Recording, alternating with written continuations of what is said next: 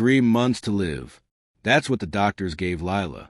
3 months before Ethan Hale would become a widower at 32, before an 8-year-old orphan would lose the only family she had left, before a $5 billion inheritance clause would activate and change everything. But Ethan didn't know 3 things that September morning when he knelt beside Lila's hospital bed and promised forever. He didn't know his father had already hired investigators to destroy the marriage. He didn't know the little girl Lila begged him to adopt was the one person who could legally challenge his entire inheritance. And he didn't know that Lila's worthless paintings, stacked in a forgotten Brooklyn studio, were about to become worth more than his trust fund. What he did know was this: loving her would cost him everything. Losing her would cost him more. But the choice? The choice was already made the moment he saw what his family was willing to do to stop him. Before we continue with this story, I want to ask you something. If you believe that love should matter more than money, that families should protect each other instead of tearing each other apart, would you consider subscribing to this channel? It would mean the world to me. And if this story touches your heart, please share it with someone who needs to hear it. Also, please comment the city you are listening from. Your support helps me bring you more stories like this one. Thank you. The gavel slammed down like thunder. Ethan Hale, heir to a $5 billion tech empire, sat in a Manhattan courtroom watching his father's lawyers try to annul his 3-week-old marriage to a woman who might not live to see Christmas. The fluorescent lights buzzed overhead, casting harsh shadows across mahogany tables polished to a mirror shine. Outside, photographers jostled for position, their camera flashes creating a strobe effect through the tall windows. This wasn't how love stories were supposed to end. Your Honor, the prosecutor declared, his voice cutting to the murmur of the gallery, this union is a fraud designed to manipulate inheritance protocol. The words hung in the air like an accusation, like a death sentence of their own kind. Ethan's jaw tightened, muscles coiling beneath expensive fabric tailored to Project Power he no longer felt. Beside him sat an empty chair, the one Lila was too weak to fill. Her absence screamed louder than any testimony could. And in the gallery, wide-eyed and clutching a stuffed rabbit worn thin from years of comfort-seeking, sat 8-year-old Sophie, the little girl at the center of everything. Her legs swung nervously, not quite reaching the floor, pink sneakers flashing with each anxious kick. This wasn't supposed to happen. Love wasn't supposed to end in depositions and legal warfare, in courtrooms that smelled of old wood and broken promises. But as Ethan stared at the evidence folder stamped confidential in bold red letters, he realized something terrifying. His family had been planning this moment long before he'd ever met Lila, long before he'd fallen in love, long before he'd discovered what it meant to choose someone over something. They knew. They'd always known. The surveillance had started the moment his bank account showed the first transfer to Brooklyn Methodist Hospital. The investigators had been deployed when he'd canceled dinner with the senator's daughter for the 3rd time. His father's legal team had war-gamed every scenario, anticipated every move, prepared for this exact confrontation. But known what? That was the question burning through Ethan's mind as the prosecutor shuffled his papers with theatrical precision. What had his family discovered that made them willing to wage this war in public, to risk the Hale name splashed across tabloids and business journals, to expose their dirty laundry for the world to see? The Hale family didn't air grievances. They buried them. They paid people off. They made problems disappear with the efficiency that only generational wealth could buy. Yet here they were, in open court, fighting over a dying woman and an orphaned child. Sophie's rabbit slipped from her fingers, tumbling to the floor with a soft thud that somehow carried across the room. A bailiff moved to retrieve it, but Sophie shook her head, shrinking back into her seat. She'd learned not to trust uniforms, not to trust authority figures who spoke in official voices and carried clipboards. Ethan wanted to go to her, to promise that everything would be okay, but his lawyer's hand on his arm kept him frozen in place. Any movement could be interpreted as intimidation, as manipulation, as further evidence of a supposed instability. To understand how a billionaire's love story became a legal battlefield, you need to go back 6 months. Back to the night Ethan Hale stopped believing in his family's version of the American dream. Back to when he discovered that some inheritances come with prices too high to pay.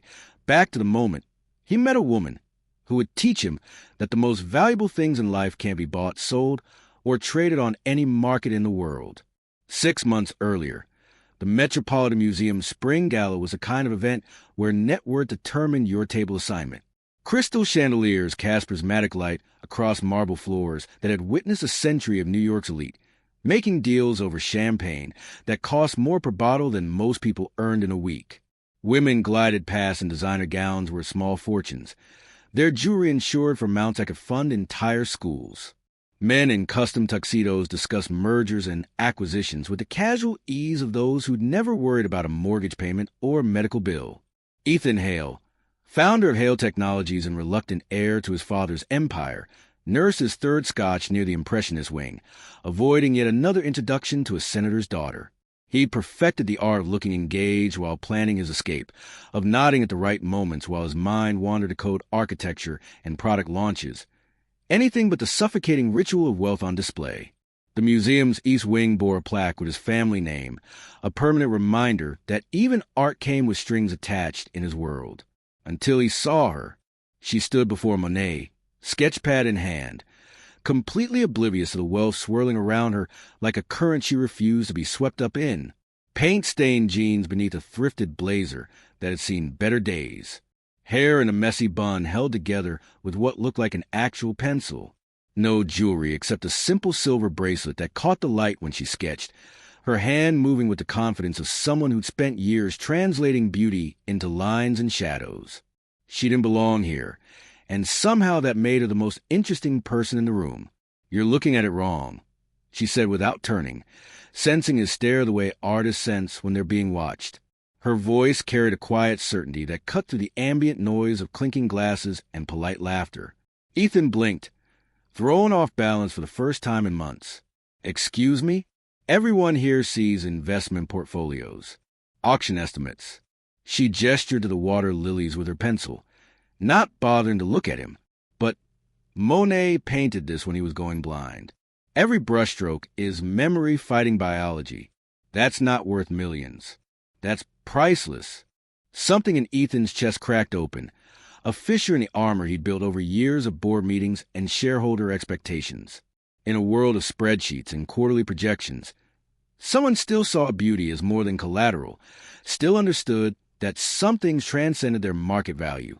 He found himself moving closer, drawn by a gravity he didn't quite understand.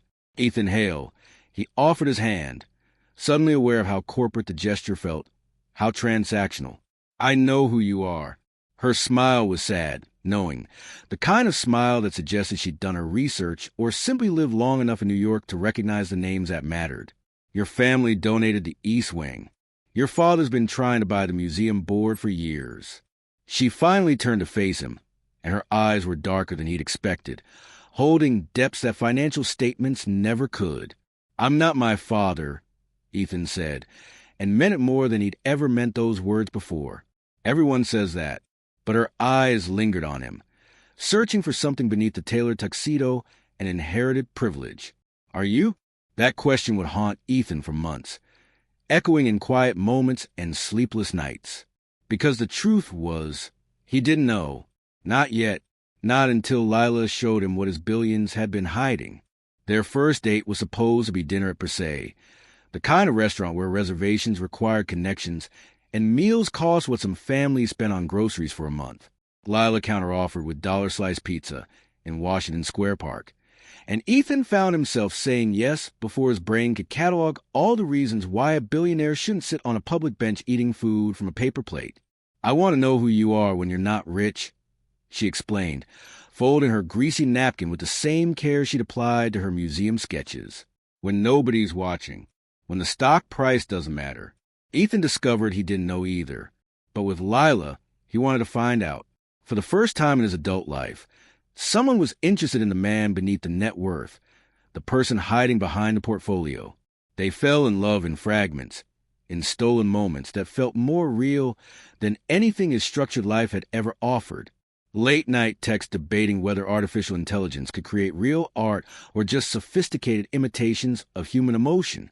Sunday mornings at her studio in Brooklyn, a cramped space that smelled of turpentine and possibility. surrounded by half-finished canvases that captured emotion in ways his algorithms never could. She taught him to see color as more than hexadecimal codes. He taught her to stop apologizing for her talent, to understand that creating beauty wasn't a luxury, but a necessity. 3 weeks in, she told him about Sophie, her sister's daughter, orphaned at 6 when a drunk driver stole both parents on a rain-slicked highway outside Newark. Lila had custody, barely making rent on her teacher's assistant's salary, while her art gathered dust because teaching children mattered more than gallery openings. She showed him photos on a phone with a cracked screen, images of a gap-toothed girl with pain in her hair, and eyes that had seen too much loss for someone so young. "She's my world," Lila whispered, her voice carrying the weight of promises made to a dying sister, of responsibility accepted without hesitation. "Everything I do is for her future, so she has chances I never had, so she knows what it means to be loved unconditionally." Ethan saw it then, really saw it. Lila didn't just create art. She created hope from materials that would have broken lesser people. But hope has an expiration date, and theirs came with clinical precision. 2 months into their relationship, Lila missed 3 dates in a row. No explanation, no return calls, just silence that felt wrong in ways Ethan couldn't articulate. He found her in Brooklyn Methodist Hospital, Sophie asleep in a waiting room chair, curled around a backpack like it was the only stable thing in a world that kept shifting beneath her feet. "Stage 4 pancreatic cancer," Lila said, her voice hollow, scraped clean of the vitality that had first attracted him. "They caught it late. Maybe 3 months if I'm lucky. The doctor said 6 weeks if the chemo doesn't work." The world stopped. Time became meaningless, measured only in heartbeats and shallow breaths. Ethan had billions. He'd built technology that changed industries, that connected millions of people, that solved problems others thought impossible. But he couldn't code his way out of this. Couldn't buy more time. Couldn't negotiate with biology or bribe cellular mutations into behaving differently. "I need to ask you something." Lila interrupted his spiral, her hand finding his, cold and trembling like a bird that had forgotten how to fly. "It's not fair. We barely know each other. But Sophie needs someone who'll fight for her when I can't anymore." Richard Hale didn't schedule meetings with his son. He summoned him. The way kings summon subjects, the way generals summon soldiers to explain failures on the battlefield. The message came through Ethan's executive assistant, terse and non-negotiable, delivered with the apologetic tone of someone who knew better than to question the patriarch's demands. Ethan arrived at the family estate to find his father behind the same mahogany desk, where he'd learned that money wasn't just power, it was control. The desk where he'd been taught that emotions were weaknesses to be managed, that love was commodity to be traded strategically, that family legacy mattered more than individual happiness. Oil paintings of dead Hale stared down from oak panel walls, their expressions frozen in the stern disapproval that seemed to be a hereditary trait. The room smelled of old leather and older money, of decisions made in smoky backrooms that shaped entire industries. "You're marrying a dying woman," Richard stated without preamble, without greeting, without even looking up from the documents spread before him like battle plans, "and planning to adopt her charity case."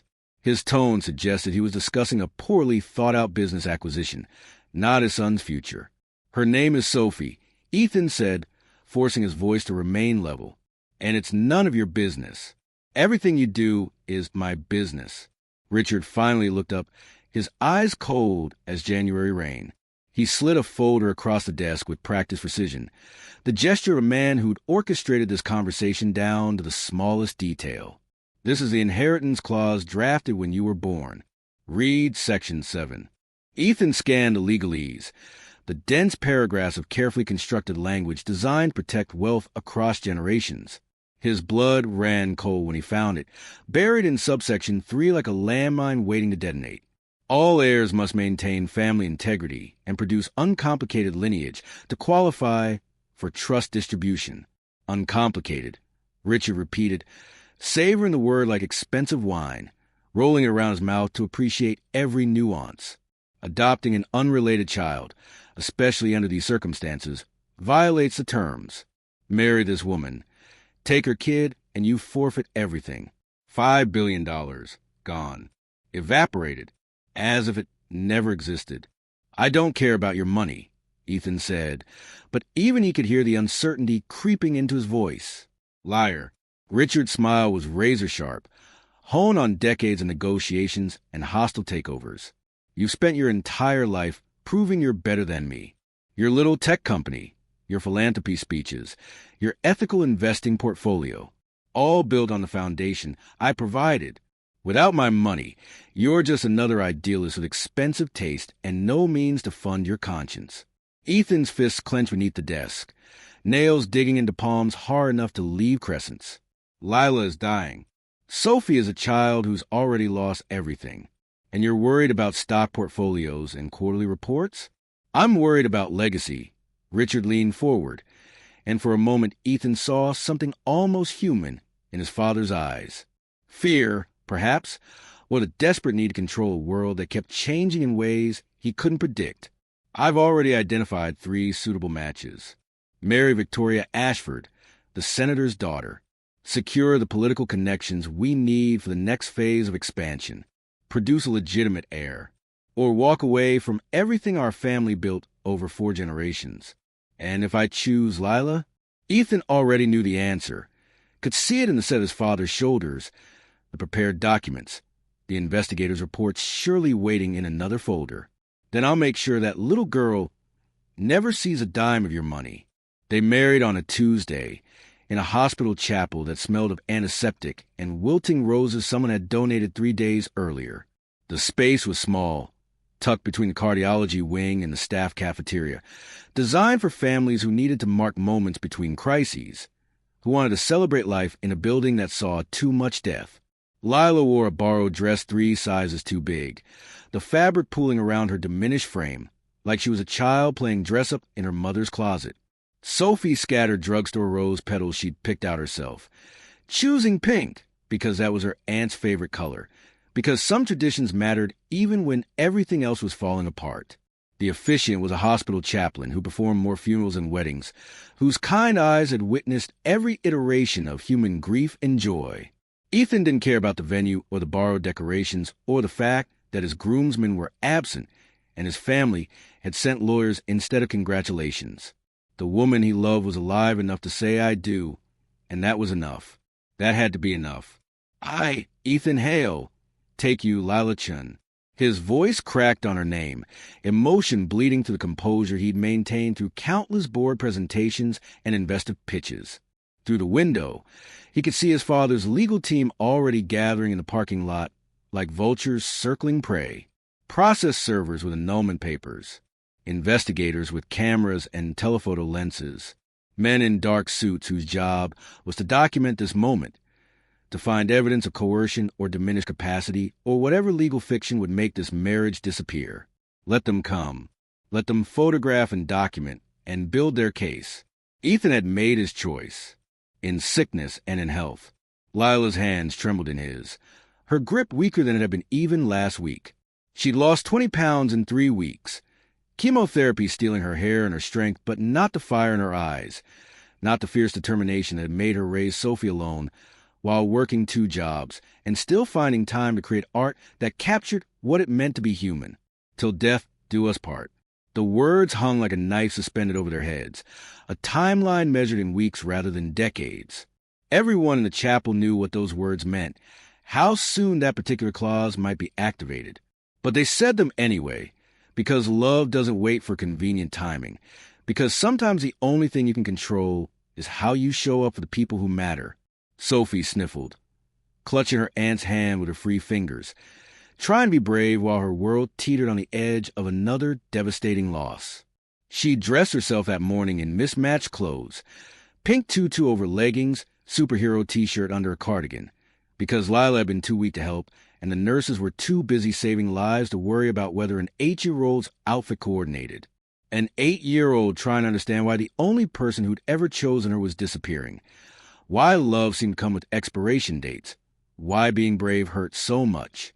"You may kiss the bride." Ethan kissed his wife like it was the first and last time, like he could somehow transfer his strength to her through touch, like love alone could rewrite cellular biology. Because it might be. Because 3 months wasn't enough time to learn everything about her, to hear all her stories. to understand the full architecture of her dreams. But it was the time they had, and he would spend every second proving that choosing her was the best decision he'd ever made. After the ceremony, while Lila slept in her hospital bed with Sophie curled beside her like a protective cat, Ethan filed the adoption paperwork. Emergency custody, medical guardianship, educational decision-making authority. Every legal protection his lawyers could manufacture before his father's team struck. Every safeguard that might shield an 8-year-old from becoming collateral damage in a billionaire family war. The documents felt inadequate, flimsy paper barriers against the artillery his father could deploy. But they were something. They were a start. This is going to get ugly, his attorney warned, sliding papers across the hospital cafeteria table, where they'd set up an impromptu legal war room between the vending machines and the hand sanitizer dispensers. Your father's already filed for annulment. He's claiming Lila coerced you, that you're mentally unfit to make decisions of this magnitude. And the adoption, Ethan, there's something you should know. I don't care what it takes, Ethan interrupted, his voice carrying the edge of exhaustion and determination that came from watching someone you love fight for every breath. Sophie is my daughter now, legally, morally, permanently. Whatever my father throws at us, we fight until there's nothing left to fight with. But that night, while Sophie slept in the chair beside Lila's bed and monitors beeped their steady rhythm of continued existence, Ethan received an email that changed everything. It came from his father's investigator, a man paid to dig up dirt and uncover secrets, to find leverage in the shadows where wealthy families buried their inconvenient truths. The subject line read, simply, "You need to see this." Inside was a birth certificate, the original one before it had been sealed and replaced, before lawyers had made a child's identity disappear into bureaucratic limbo. A DNA report with percentages that didn't lie, genetic markers that told stories families wanted forgotten, and a photo of a man Ethan recognized from family albums gathering dust in his state's library, his Uncle James, who died in a car crash 20 years ago under circumstances that were never quite explained, whose name was mentioned in hushed tones and quickly changed subjects. And beside Uncle James, smiling in a cafe in Queens, caught by some street photographer's lens, was Lila's sister, Sophie's mother. The timestamp on the photo was dated 9 months before Sophie was born, before the car accident that had orphaned her, before the drunk driver's story that Lila had told with tears streaming down her face. Ethan's world tilted on its axis, reality reorganizing itself into patterns he'd been too blind to see. Sophie wasn't just an orphan rescued from foster care. She wasn't just a dying woman's niece. She was a Hale, his cousin, a legitimate heir with a bloodline claim to the fortune his father would kill to protect. The uncomplicated lineage clause didn't just exclude adopted children.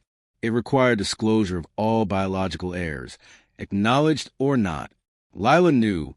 She'd known all along. Every conversation about Sophie's future, every tear shed over her uncertain fate, every plea for Ethan to adopt her had been built on information Lila had deliberately withheld. Not out of malice, perhaps, but out of the desperate calculation of a woman who knew she was dying and needed to protect the one person she loved more than honesty. And suddenly, the dying wish made perfect sense. It wasn't just about love or protection or giving Sophie a stable home. It was about reclaiming what the Hale family had stolen 20 years ago, about ensuring a child erased from the family tree could finally claim her birthright. It was about justice dressed up as mercy, strategy wrapped in the language of last requests. The lawsuit landed 48 hours after the wedding, delivered by process servers who waited until Ethan stepped out of the hospital for coffee, who handed him the thick manila envelope with practiced indifference to the destruction contained within. Richard Hale wasn't just seeking annulment, wasn't simply challenging the validity of a deathbed marriage. He was demanding custody of Sophie pending investigation into parental fitness, demanding the state intervene and remove an 8-year-old from the only family she had left while lawyers argued over whose money mattered more than her well-being. The accusations were surgical, crafted by attorneys who'd spent decades protecting billionaire interests from inconvenient complications. Ethan married under diminished mental capacity due to emotional manipulation. Lila Chin misrepresented her relationship to the minor child, deliberately concealing biological connections to defraud the Hale estate. The adoption constituted inheritance fraud, designed to split the family fortune and violate trust provisions established over 4 generations. Media descended like locusts discovering an untouched crop. Billionaire love scandal plastered across tabloid covers at every newsstand and checkout counter. Dying bride secret agenda dissected by cable news legal analysts who'd never met Lila but felt qualified to judge her motivations. Heiress conspiracy uncovered trending on social media platforms, where strangers weighed in with certainty about situations they understood nothing about. Ethan watched his reputation dissolve in real time. Decades of careful brand building evaporating in the heat of family warfare made public spectacle. Tech blogs questioned his leadership, whether someone emotionally compromised should be making decisions affecting thousands of employees and millions of users. Investors whisper about instability in hushed conference calls and carefully worded emails. The company he'd built from late nights and bold ideas was hemorrhaging value because he'd chosen love over legacy, because he put a dying woman and an orphaned child ahead of shareholder returns. But the worst came during Lila's deposition, when she had to wheel herself into a conference room decorated with expensive art and face Richard Hale's lawyer across a table designed to intimidate. She sat in her wheelchair, oxygen tube visible beneath her collar, and answered questions with the quiet dignity of someone who'd already faced down death and found human cruelty less frightening by comparison. Did you know Sophie was biologically related to the Hale family when you asked Ethan to marry you? The lawyer's voice was professionally neutral, designed to sound like he was simply seeking truth rather than building a narrative of deception. Yes, no hesitation, no attempt to soften the answer with context or explanation. Did you disclose this information to him before the marriage? No. So you deliberately concealed Sophie's inheritance rights to manipulate my client into a marriage that would benefit you financially? Lila's laugh was bitter. The sound of someone who'd lost everything that mattered and had nothing left to protect except the truth. I concealed it to protect her. Your family buried my sister's relationship with James Hale, paid her $50,000 to disappear, to sign away parental rights, to pretend their love never existed because it wasn't suitable for a Hale to love someone from Queens. When she died, you sent lawyers to ensure Sophie never learned her real father's name, never knew she came from anything except tragedy and abandonment. The room went silent, lawyers freezing mid-note, court reporters' fingers hovering over keys. I didn't manipulate anyone, Lila continued, her voice gaining strength from fury that had been building for 8 years. I saved a child from a family that erased her existence. That's not fraud. That's basic human decency. Something your family traded for stock options decades ago. 3 weeks into legal battle, while depositions drone on and lawyers file motions that generated billable hours but little justice, Dr. Sarah Chin delivered news that defied every prognosis, every statistical model, every grim prediction that had hung over Lila's hospital room like a death sentence counting down. She walked into the room carrying scans that should have shown progression, tumors expanding their territory, cancer claiming more ground in its relentless march toward inevitable conclusion.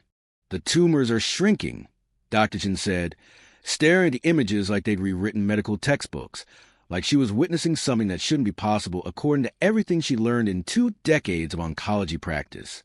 Significantly, measurably, in ways that don't happen with stage 4 pancreatic cancer. Ethan's breath caught somewhere between his lungs and his throat. That's impossible. The words came out strangled, afraid to hope, terrified that hoping would somehow jinx whatever miracle was unfolding in cellular biology too small to see, but large enough to change everything. It should be impossible, Dr. Chin agreed, pulling up earlier imaging for comparison, pointing to dark masses that had shrunk to shadows, to aggressive tumors that had somehow forgotten their programming. Stage 4 pancreatic cancer doesn't respond like this to standard chemotherapy. But the experimental immunotherapy trial you funded last year, the one everyone said was a long shot, the research that pharmaceutical companies wouldn't touch because the profit margins didn't justify the risk, Lila's genetic markers made her a perfect candidate. We fast-tracked her into the program 2 months ago. Lila's hands trembled over her mouth. Fingers that had held paintbrushes and changed diapers and signed hospital consent forms now covering the sob, trying to escape. I'm not dying? You're fighting. And winning. Dr. Chen's professional composure cracked just enough to show the human beneath the white coat. The doctor who delivered too many death sentences and desperately needed to deliver hope instead. The room erupted. Sophie shrieked, launching herself into Lila's arms with the full-body impact of an 8-year-old who'd been holding her breath for months, waiting for the other shoe to drop, for loss to claim another person she loved. Ethan collapsed into the chair he'd spent countless nights sleeping in, every muscle releasing months of tension he hadn't realized he'd been carrying. The weight of impending grief lifted like someone had removed stones from his chest. She was going to live. His wife was going to live. But as celebration filled the hospital room, as Sophie babbled about all the things they'd do together now that Aunt Lila wasn't leaving, Ethan's phone buzzed with a persistent vibration of bad news refusing to wait. A message from his estate lawyer. 3 words that turned medical miracle into public relations nightmare. Your father knows about Lila's prognosis. He's amending the lawsuit. Check the news. Ethan's stomach dropped as he opened his browser, as he watched the headline load with the terrible inevitability of a car crash happening in slow motion. Billionaire's dying bride makes miraculous recovery after securing marriage and adoption rights. Fraud allegations intensify. The article was already trending, already being shared thousands of times, already shaping public opinion with the insidious efficiency of narrative that confirms what people want to believe about wealth and deception. Richard's new strategy was brilliant and cruel in equal measure. Paint Lila's recovery as proof the entire marriage was a con, a long game played by a desperate artist who'd faked terminal illness to trap a billionaire and secure her niece's inheritance. Never mind that the treatment was experimental. Never mind that 2 months ago, every doctor had given her weeks to live. In the court of public opinion, survival looked like deception, and miracles looked like lies told by people clever enough to fool everyone. The Hale Industries emergency board meeting was scheduled for 9 in the morning, the kind of early timing that signaled serious business, that separated the true power players from the executives who depended on multiple cups of coffee to think clearly. Ethan arrived at 8:45 with 3 allies his father never saw coming, 3 people Richard Hale had underestimated or dismissed or simply never considered could pose a threat to his carefully constructed empire. Victoria Ashford entered first. The senator's daughter Richard had wanted Ethan to marry, the political connection designed to expand Hale influence into government contracts and regulatory favor. Turned out she despised arranged marriages with the passion of someone who'd spent her entire life being treated as a bargaining chip. And she loved corporate espionage with the enthusiasm of someone who'd learned at her father's knee that information was the most valuable currency in Washington. She'd become Ethan's corporate attorney, bringing connections Richard couldn't match and a vindictive streak he hadn't anticipated. Dr. Sarachin followed, carrying medical records that proved Lila's diagnosis was real, that her recovery was science rather than performance art, that the timeline exonerated any fraud claims for anyone willing to look at evidence instead of assumptions. She'd agreed to testify, to put her medical license and professional reputation on the line, because she'd watched Lila fight for her life and couldn't stand watching Richard Hale turn survival into scandal. And finally, James Hale's former assistant, a woman in her 60s who'd carried secrets for 20 years like stones in her pockets, who'd signed non-disclosure agreements that expired with her employer's death, who brought boxes of suppressed correspondence and evidence of Richard's systematic erasure of his brother's relationship. She'd waited 2 decades for this moment, for the chance to speak truth that had been buried under legal threats and hush money. Gentlemen, Ethan began as board members shifted uncomfortably in leather chairs that cost more than most people's cars. His father sat at the head of the table, fury barely contained beneath the expressionless mask he perfected over decades of hostile negotiations.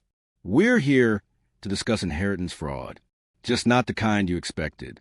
He presented the evidence methodically, each exhibit building on the last like a prosecutor constructing an airtight case.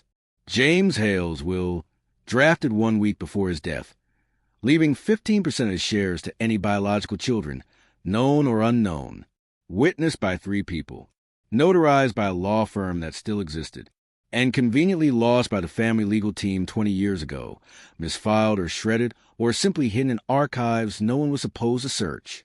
DNA confirmation that Sophie Chun was James Hale's daughter, a legitimate heir with a legal claim to her father's estate. to stock that had appreciated 20-fold in 2 decades, to a fortune that Richard had been treating as his own through accounting tricks and creative trust management. Correspondence proving Richard Hale paid Lila's sister $50,000 to disappear, to sign away parental rights under duress, to accept money while grieving and vulnerable and terrified of raising a child alone without resources or support. Victoria noted calmly that coercion nullified contracts, that agreements signed under threat weren't legally binding, that every document Richard depended on was worthless the moment facts came to light. "Sophie isn't just my adopted daughter," Ethan stated, his voice carrying across the boardroom with the certainty of someone who'd stopped caring about consequences. "She's a Hale by blood, which means for 20 years, this board isn't operating under false ownership percentages. You've been complicit in inheritance theft, in securities fraud, in violations that could bring regulatory investigations that would make your legal problems look like parking tickets." The room exploded with demands for explanations and calculations of personal exposure. While Ethan was dismantling his father's empire in a boardroom overlooking Central Park, Lila received unexpected visitors at her Brooklyn studio. The cramped space she'd rented for $200 a month from a landlord who accepted late payments and didn't ask questions. Christie's auction house appraisers arrived in expensive suits that looked absurd climbing the 3 flights of stairs past graffiti and peeling paint, carrying equipment designed to authenticate and evaluate art most people would never see outside museum walls. They received a tip from an anonymous collector, someone who'd seen Lila's work at a small gallery showing years ago and never forgotten it, who'd been tracking her career through obscure channels and finally decided the world needed to know what they'd been missing. The appraiser stood before her paintings. 20 years of work she considered practice pieces, experiments in technique and emotion that she never thought good enough to sell, canvases stacked against walls and stored under her bed and hidden in closets because she couldn't bear to throw them away, but didn't believe they mattered. "Ms. Chun," the lead appraiser stammered, adjusting his glasses like the numbers didn't make sense, like his expertise was failing him in fundamental ways. "Do you realize what you have here?" Lila, still weak from treatment but growing stronger daily, shook her head. She'd been preparing to sell everything just to cover medical bills the experimental therapy had generated, to pay back the money Ethan had advanced, to find some way to contribute instead of being rescued like a damsel in a fairy tale she'd never believed in. "Your early work bears influence from your mentor." The appraiser checked his notes, flipping through documentation he compiled before making the trip to Brooklyn. "Marcus Chun. Any relation?" "My father. He taught art at NYU before he passed. Taught until the cancer took him, until he could no longer hold a brush steady, until his final lesson was showing Lila how to face death with dignity and leave beauty behind as evidence that life meant something. Your father was Marcus Chun. The Marcus Chun." The appraiser's hands trembled slightly, betraying emotion that professional detachment couldn't quite contain. "His work sells for millions now, collected by museums and serious investors who understand that some artists only get recognized after they're gone. And you, Ms. Chun, you've developed this technique into something entirely new. Emotional realism meets abstract expressionism in ways I've never seen. Museums will go to war over these pieces once they know they exist." The estimate came next, numbers that didn't seem real. For $0.2 million for paintings Lila had been prepared to sell for grocery money, for work she created in stolen hours between teaching elementary school students and taking care of Sophie, between hospital visits and filling out endless insurance paperwork that never seemed to cover what actually mattered. When Ethan arrived that evening, still riding the adrenaline of his boardroom victory, still processing what it meant to have faced down his father and won, he found Lila laughing so hard she was crying, tears streaming down her face in the good way, in the way that meant joy instead of grief, relief instead of fear. "I married you for your money," she gasped between laughs that shook her whole body. "And I'm the secret millionaire." The irony was too perfect, too absurd, too exactly the kind of plot twist that proved life was stranger and more generous than any fiction. "For million isn't exactly billionaire territory," Ethan started, but he was smiling too, caught up in the absurdity and the justice of it all. "For million is more than I've ever dreamed of," Lila said, pulling him close in the studio that smelled of paint and possibilities. "It's Sophie's college fund. Medical bills paid off. Freedom." 6 months after the courtroom drama ended, The Hale-Chin household looked nothing like a billionaire's estate. They bought a brownstone in Brooklyn, close to Lila's studio, walking distance to Sophie's school. No staff quarters. No pretentious art collections except Lila's, which she refused to sell. Just a home where an 8-year-old could paint on the walls, and no one calculated the property value impact.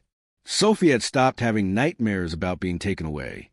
She called Ethan Dad now, unselfconsciously, usually while demanding he play tea party with her stuffed animals. Lila's cancer remained in remission. Every 3 months Kim brought relief, gratitude, and the quiet knowledge that they'd been given a gift not everyone received. Time. Precious, irreplaceable time. Ethan had restructured Hale Technologies as a benefit corporation, prioritizing social impact over shareholder dividends. Half his inheritance, $2.5 billion, went to establishing the James Hale Foundation for Cancer Research, managed by Dr. Sarah Chun. The other half funded art programs in underserved schools, because Lila convinced him that beauty was the best revenge against men like his father. Do you regret it? Lila asked one Sunday morning, watching Ethan help Sophie build a blanket fort. Losing your father's respect? The company as it was? Ethan considered this, watching his daughter, both adopted and cousin, both loved and fought for, giggle as the fort collapsed. I lost a legacy built on erasure. I gained a family built on truth. That's not a loss. That's an upgrade. If this story reminded you that love is the greatest inheritance, hit that subscribe button, because people who build empires on fear and control never win in the end. Comment love wins if you believe in second chances, chosen family, and the truth that real wealth can't be counted in bank accounts. Share this with someone who needs to remember that doing the right thing is never the wrong choice.